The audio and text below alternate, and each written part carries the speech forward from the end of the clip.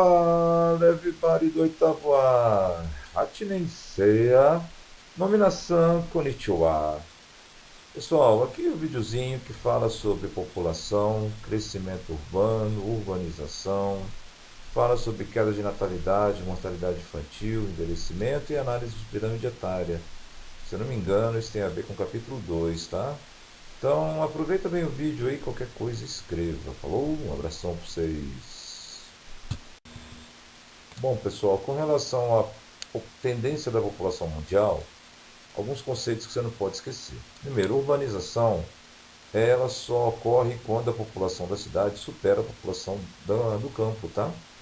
Motivo que leva a população da cidade a superar a população do campo é por causa da agricultura moderna, né? Você tem no campo uma agricultura cada vez mais que utiliza tecnologia, e essa tecnologia acaba não precisando de mão de obra humana, né? Cada vez mais é autossuficiente. Você vai precisar de uma pessoa que saiba consertar a máquina, que sabe operar, que sabe programar, mas isso, no máximo, 3, 4 pessoas conseguem fazer, tá? Não precisa de um exército de pessoas trabalhando no campo, porque isso dá prejuízo para o fazendeiro. Tá? Além disso, a gente tem a indústria que se instala na cidade. A indústria na cidade abre posto de trabalho, a população que está no campo desempregada, porque a máquina substituiu ele, migra, faz o êxodo rural, migra para a cidade para ocupar essas vagas, quando essa população tem estudo, tem conhecimento, tem informação para poder fazer isso. Tá? Urbanização, gente, é diferente de crescimento urbano. O crescimento urbano é aumento da infraestrutura da cidade. Tá? Então você vê, a cidade tem uma favela. Aí o prefeito, um prefeito que esteja lá governando lá no mandato dele, ele resolve melhorar a situação de vida dessas pessoas que moram na favela, dando um local que tenha água encanada, que tenha esgoto, que tenha escola, que tenha hospital. Então ele constrói um bairro novo para abrigar essas pessoas que até então vivem nesse local insalubre. Essas pessoas mudam para esse bairro e houve um crescimento urbano, ou seja, houve um crescimento da infraestrutura da cidade. Tá? Isso tem a ver também com o surgimento de novos bairros verticalizados. O que é um bairro verticalizado? É um bairro que tem prédio. O prédio nada mais é do que uma verticalização das moradias. Tá? Quando fala aí de bairros horizontais, são aqueles que são casas. Tá? Você não tem apartamentos, você não tem prédios. Pode até ter um prédio pequeno, mas é de 2, no máximo 3 andares. A maior parte de um bairro horizontal ele é composto de casas. Tá? E o conceito de megacidades são aglomerações urbanas com mais de 10 milhões de habitantes, que geralmente, atualmente, estão situadas em países subdesenvolvidos. Tá? E a maior parte dessas megacidades apresentam problemas de infraestrutura. O que é o problema de infraestrutura? É falta de água, é falta de esgoto, de saneamento básico, né? É falta de transporte, falta de moradia, é falta de escola, é falta de tudo. Tá? Então isso daí também acaba prejudicando em viver em megacidades por conta da queda na qualidade de vida. Tá? E elas estão situadas atualmente em países subdesenvolvidos.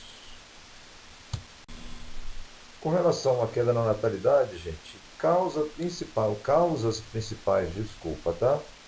Custo. Você ter crianças hoje em cidades é muito caro. Por que é muito caro? Comida, fralda, roupa, plano de saúde, berço, brinquedo, isso tudo custa muito dinheiro, tá? Além disso, os casais cada vez mais têm métodos contraceptivos, né? Que permitem o casal fazer um planejamento familiar. Então, a queda na natalidade hoje, ela é justificada por esses itens aí, tá? Então, a gente tem aí esses eventos que acabam fazendo com que haja uma queda na natalidade. Alguns autores citam a questão da entrada da mulher no mercado de trabalho, tá? Isso era uma realidade até em 1970, 1980 no Brasil, onde as mulheres não trabalhavam fora de casa, né? Mas Graças a Deus isso mudou, está mudando ainda, né? Tem uma questão salarial aí que é incompatível, né? Mesmo cargo, a mulher ganha menos do que o homem, mas houve vários avanços aí com relação à questão do trabalho da mulher, né? Bom, a mortalidade infantil, gente, a mortalidade infantil era quando crianças que morrem até antes de completar um ano de idade, elas são enquadradas como mortalidade infantil. Então, um bebezinho que tem 364 dias de nascido, acontece algum problema físico e acaba falecendo, entra para a estatística de mortalidade infantil. 366 dias, ou seja, um ano e um dia, já entra como mortalidade, tá? Por que há uma queda na mortalidade infantil hoje no mundo? Primeiro, que a medicina está cada vez mais tecnológica, cada vez mais permitindo que o ser humano viva bastante, né? O fato de algumas cidades você ter uma condição sanitária que impede o aparecimento de doenças, né? Que água tratada, tratamento de esgoto, isso tudo faz com que o número de mortes em crianças até completar um ano reduza bastante. Isso é sinal de que a cidade está tendo qualidade de vida, tá? E o envelhecimento, tá, gente? Um outro problema que tem hoje com relação à população é que a população está envelhecendo, né? E isso tem a ver com o ser humano estar vivendo mais por conta também da medicina, por conta também da fartura de alimentação, né? Além também de condições sanitárias que impedem que ele adquira alguma doença, né? No, na vida dele, né? Então, esses três itens são importantes com relação a essa questão das tendências populacionais, tá? Pessoal, aqui tem uma análise, como a gente analisa uma pirâmide etária, tá? Primeira coisa importante que você saiba, quando você vê uma pirâmide nesse formato aí, que está na imagem, típica de país subdesenvolvido. Por quê? Porque você tem uma base de crianças, uma base piramidal muito larga, ou seja, a base da população tem entre 0 e 4 anos, e o ápice da pirâmide, que é o topo, tem um número pequeno de idosos, tá? Se tem, aí a primeira coisa que a gente percebe é a análise que a gente pode fazer disso.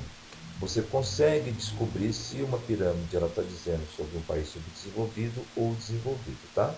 Bom, como é que a pirâmide é dividida? O lado direito da pirâmide sempre são as mulheres, o lado esquerdo os homens.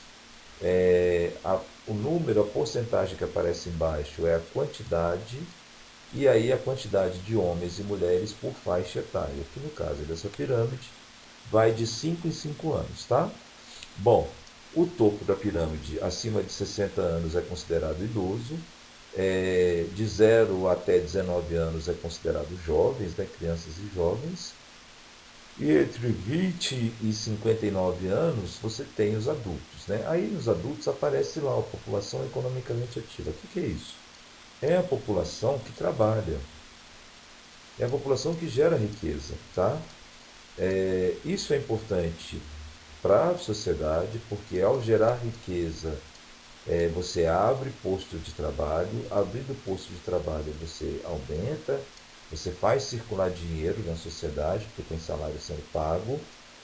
Tendo dinheiro circulando na sociedade, você vai ter consumo, tendo consumo, você tem imposto que o Estado pode aplicar em áreas prioritárias, como educação, saúde e segurança. Tá?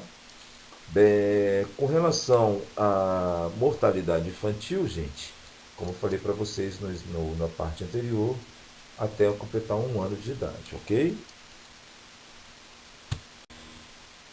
Olha só que coisa bonita o que a gente está vendo aqui, meu povo. Aqui, gente, nós temos um gráfico comparativo, um gráfico de pirâmide etária comparativo entre a África de 2006 e a Europa de 2006. Percebam o formato diferenciado, tá? O continente africano em 2006 apresentava a maior parte da população composta por jovens, tá? Aí, gente, que é o importante, tá? Aí que você tem que ficar bem atento.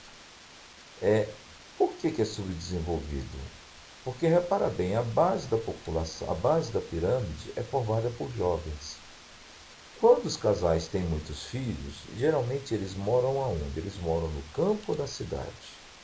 Pensa bem, se você tiver 30 filhos na cidade, tá? 30 filhos na cidade, cara, haja dinheiro para sustentar essa galera, né? É aquilo que eu falei para vocês em sala. Imagina você chegando na sua casa do trabalho ou da universidade e seus 30 filhos te esperando e fazendo um montinho em cima de você.